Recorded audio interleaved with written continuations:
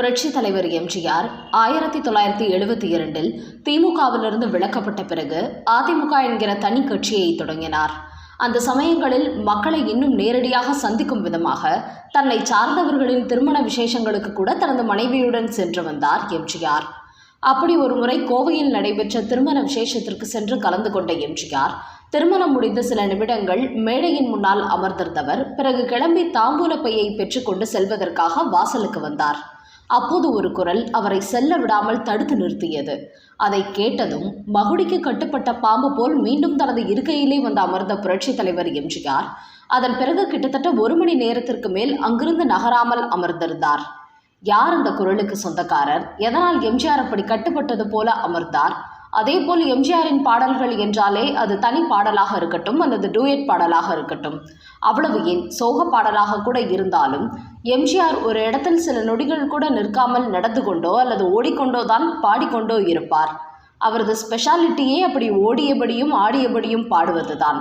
அப்படிப்பட்ட புரட்சி தலைவர் எம்ஜிஆர் தான் நடித்த ஒரே ஒரு படத்தில் மட்டும் ஓடாமல் ஆடாமல் ஒரே இடத்தில் உட்கார்ந்தபடி ஒரு பாடலில் நடித்துள்ளார் என்பது ரசிகர்கள் பலருக்கு தெரிந்திருக்க வாய்ப்பு இருக்குமா என்று தெரியவில்லை.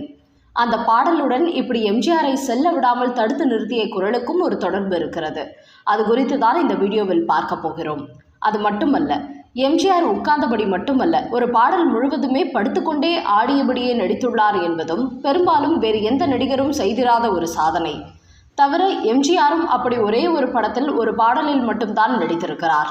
அதுவும் என்ன பாடல் என்பதை இந்த வீடியோவில் பார்க்கலாம்.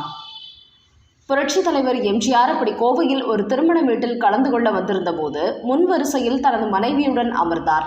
ஒரு பக்கம் திருமண நிகழ்வுகள் நடைபெற்று முடிந்தன. அந்த சபையில் இன்னொரு பக்கம் கோவையில் உள்ள ஒரு பிரபலமான இசை கச்சேரி குழு மேடையில் பாடல்களை இசைத்து கொண்டிருந்தது. எம்ஜிஆர் ஓரிரு பாடல்களை சம்பிரதாயத்திற்கு கேட்டவர் அங்கிருந்தவர்களிடம் சரி நான் கிளம்புகிறேன் என்று சொல்லிக்கொண்டு மனைவியுடன் எழுந்து வாசலை நோக்கி நடக்கத் தொடங்கினார். அப்போது அந்த ஆர்கெஸ்ட்ரா குழுவில் பாடுவதற்காக கோவை முரளி என்கிற ஒரு பாடகர் வந்திருந்தார். மேடையில் வேறு ஒருவர் பாடிக்கொண்டிருந்ததால் அடுத்த பாடல் வரும் வரை பக்கத்து அறையில் அவர் காத்திருந்தார். அந்த சமயத்தில் தான் எம்ஜிஆர் கிளம்பி செல்கிறார் என்கிற தகவல் அவருக்கு வந்தது. சரியாக முதலில் பாடிக்கொண்டிருந்தவர் பாடலும் முடிந்தது. எம்ஜிஆரை பார்த்து விட வேண்டும், எப்படியாவது அவர் முன்பு பாடிவிட வேண்டும் என்று நினைத்து வேகமாக வந்த கோவை முரளி ஏரிக்கரையின் மேலே போறவளே பொன்மையிலே என்கிற பாடலை உச்சக்கட்ட குரலில் ராகம் போட்டு இழுத்தபடி பாடத் தொடங்கினார். சரியாக அப்போதுதான் வாசலில் தாம்பூல பை வழங்குபவர்களிடம் சென்று அதை பெற்றுக்கொள்ள நின்று கொண்டிருந்த எம்ஜிஆர் இந்த கான குரலை கேட்டு யார் அது என்று திரும்பி பார்த்தார். மேடையில் யாரோ புதிதாக பாடிக்கொண்டிருப்பதை பார்த்து இந்த குரலால் ஈர்க்கப்பட்ட எம்ஜிஆர் வெளியே செல்லாமல் மீண்டும் தனது மனைவியை அழைத்து கொண்டு தான் அமர்ந்திருந்த அந்த இடத்திற்கே வந்து அமர்ந்தார். எம்ஜிஆரின் இந்த செயலை அவருடன் வந்திருந்தவர்கள் மிகவும் ஆச்சரியமாக பார்த்தார்கள். பாடிக்கொண்டிருந்த கோவை முரளிக்கு கிளம்பி சென்ற எம்ஜிஆர் இப்படி திரும்பி வந்தது ஆச்சரியம் என்பதுடன் மகிழ்ச்சியும் அளித்ததால் உற்சாகமாக பாடத் துவங்கினார். அவர் அந்த பாடலை பாடி முடிப்பதற்கு முன்பாகவே எம்ஜிஆர் தன்னிடம் அருகில் இருந்தவரிடம் ஒரு துண்டு சீட்டில் இன்னொரு பாடலின் பெயரை எழுதி கொடுத்தார். அந்த பாடலை பாடி முடிப்பதற்குள்ளாகவே அடுத்த பாடலின் சீட்டு கோவை முரளியிடம் வந்து சேர்ந்தது. எம்ஜிஆரை விரும்பி தன்னை பாட சொல்லி அடுத்தடுத்த பாடலை கேட்கிறார் என்றதும் உற்சாகமான கோவை முரளி ஒவ்வொரு பாடலையும் ரொம்பவே இனிமையுடன் பாடத் தொடங்கினார். இப்படி ஒன்றல்ல இரண்டல்ல, கிட்டத்தட்ட 10 பாடல்களை எம்ஜிஆர் விடாமல் தொடர்ந்து எழுதி கொண்டே இருந்தார். அதில் ஒரே ஒரு பாடல் மட்டும் தான் எம்ஜிஆர் பாடி நடித்த பாடல். மற்ற எல்லாமே வேறு நடிகர்கள் நடித்த பாடல்கள் தான். இப்படி 10 பாடல்களை கேட்டு முடித்ததுமே எம்ஜிஆர் கிளம்புவதற்காக எழுந்ததும் அந்த பாடகர் கோவை முரளியை தன்னிடம் அழைத்தார். எம்ஜிஆரிடம் வந்து அவரது காலில் விழுந்த ஆசீர்வாதம் பெற்ற கோவை முரளியிடம் இவ்வளவு நாளா நீ எங்கேயா இருந்த? உன்ன மாதிரி ஆட்கள் தானே சினிமாவில் வந்து பாட வேண்டும். நீ நாளைக்கு சென்னைக்கு ராமவரம் தோட்டத்திற்கு வந்து என்னை பார் என்று கூறினார். கோவை முரளிக்கு ரொம்பவே சந்தோஷம். அதே சமயம் எம்ஜிஆர் வர சொன்னாலும் அங்கே சென்றால் அப்படியெல்லாம் அவரை உடனே பார்க்க அனுமதித்து விடுவார்களா என்கிற சந்தேகம் இருந்ததால் உடனே ஐயா, சாமி வரம் கொடுத்தாலும் பூசாரி வரம் கொடுக்க மாட்டார்களே என்று எம்ஜிஆரிடம் கூறியுள்ளார்.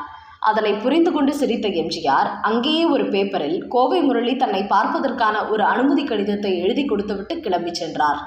அதன்படியே மறுநாள் ராமவரம் தோட்டத்திற்கு நேரில் சென்றார் கோவை முரளி. அவர் எதிர்பார்த்தது போலவே வாசலில் இருந்து உள்ளே எம்ஜிஆரை சந்திப்பதற்குள் பல தடைகள் இருந்தாலும் எம்ஜிஆர் கைப்பட எழுதி கொடுத்த கடிதம் அவரை தடங்கல் இல்லாமல் எம்ஜிஆரை சந்திக்க உதவியது. எம்ஜிஆரும் அவரை பார்த்து வரவேற்று சாப்பிட சொன்னதுடன் அவர் கையில் 10,000 ரூபாயை அன்பளிப்பாக கொடுத்தார். அப்போது அவர் பல்லாண்டு வாழ்க என்கிற படத்தில் நடித்து வந்தார். அந்த படத்திற்கு KV மகாதேவன் இசையமைப்பாளராக இருந்தார். அப்போது மயிலாப்பூரில் இந்த படத்திற்கான பாடல்கள் உருவாக்கும் பணியில் ஈடுபட்டிருந்தார் KV மகாதேவன். எம்ஜிஆர் கோவை முரளியிடம் நீங்கள் சென்று KV மகாதேவனிடம் நான் சொன்னதாக கூறி இந்த படத்தில் ஒரு பாடல் பாடுங்கள் என்று சொல்லி அனுப்பி வைத்தார். அவர் சொன்னபடியே கோவை முரளியும் KV மகாதேவனை சென்று சந்தித்துள்ளார். ஆனால் வாய்ப்பு கிடைப்பது அவ்வளவு எளிதாக இருக்கவில்லை.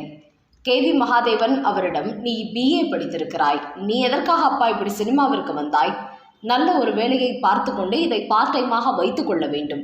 அது மட்டுமல்ல, இந்த படத்தில் உனக்கு கொடுக்கப்பட வேண்டிய பாடலை பாடுவதற்காக ஏற்கனவே KJ யேசுதாஸ் ஒப்பந்தம் செய்யப்பட்டு விட்டார்.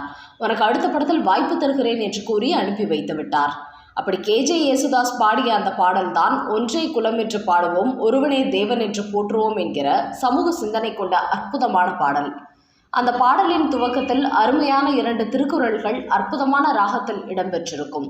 திருக்குறளை இப்படி ராகமாக சினிமா பாடல்கள் வடிவில் சேர்த்து இணைத்து தந்திருந்தார்கள் என்றால் இன்று அத்தனை குறள்களும் அத்தனை பேருக்குமே மனப்பாடமாகி இருக்குமே என்று சொல்லும் அளவிற்கு அந்த பாடல் மிகவும் பிரபலமானது. அந்த பாடலில்தான் எம்ஜிஆர் ஒரே இடத்தில் அமர்ந்தபடி கைகளை கட்டியபடி இந்த பாடலை பாடுவார். படத்தில் அவருக்கு ஜெயிலர் கதாபாத்திரம் என்பதால் சில கைதிகளை திருத்துவதற்காக தன் வீட்டிற்கு அழைத்து வந்து பணிகளை செய்ய நியமித்திருப்பார். அவர்களை எல்லாம் திருத்தும் விதமாக இந்த பாடல் அமைந்திருக்கும்.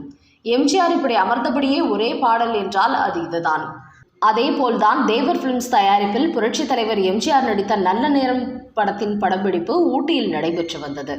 படத்தின் கதாநாயகியான KR விஜயா ஊட்டியில் இந்த படத்தின் படப்பிடிப்பு நடைபெற்ற போதெல்லாம் கோவையிலிருந்து அவர் தனி ஹெலிகாப்டரில் ஊட்டி படப்பிடிப்புக்கு தினசரி வந்து கலந்து கொண்ட நிகழ்வு அப்போது பரபரப்பாக பேசப்பட்டது. அந்த சமயத்தில் இந்த படத்தில் KV மகாதேவன் இசையில் TMS மற்றும் P சுஷிலா பாடிய நீ தொட்டால் எங்கும் பொன்னாகுமே என்கிற ஒரு பாடல் காட்சி படமாக்கப்பட்டது.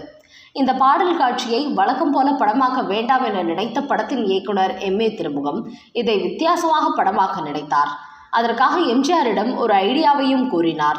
சொல்ல போனால் இந்த பாடல் காட்சிக்கு நடன இயக்குனரே தேவைப்பட்டிருக்காது என்று சொல்லலாம். அதாவது 2 மரங்களில் தனித்தனியாக ஒரு ஆள் படுக்கும் அளவிற்கு வலைப்பின்னல் ஊஞ்சலை கட்டி தொங்க விட்டார்கள். அதில் ஒன்றில் எம்ஜிஆர் படுத்துக்கொள்ள, இன்னொன்றில் KR விஜயா படுத்துக்கொண்டார். இப்போது 2 ஊஞ்சலையும் ஆட்டிவிட அதில் படுத்துக்கொண்டே இவர்கள் இருவரும் கை கால்களை ஆட்டி ரொமான்ஸ் செய்தபடி பாடும் விதமாக இந்த பாடல் படமாக்கப்பட்டது. பாடலும் சூப்பர் ஹிட் ஆனது. அந்த வகையில் எம்ஜிஆர் அங்கே இங்கே ஓடி ஆடாமல் படுத்தபடியே நடித்த ஒரே பாடல் என்றால் அது இது மட்டும்தான். இப்படி இந்த 2 பாடல்களுக்கும் இப்படிப்பட்ட தனித்தன்மைகள் உள்ளது எம்ஜிஆர் ரசிகர்களுக்கு பெருமை தரும் விஷயம் என்பதில் சந்தேகமில்லை.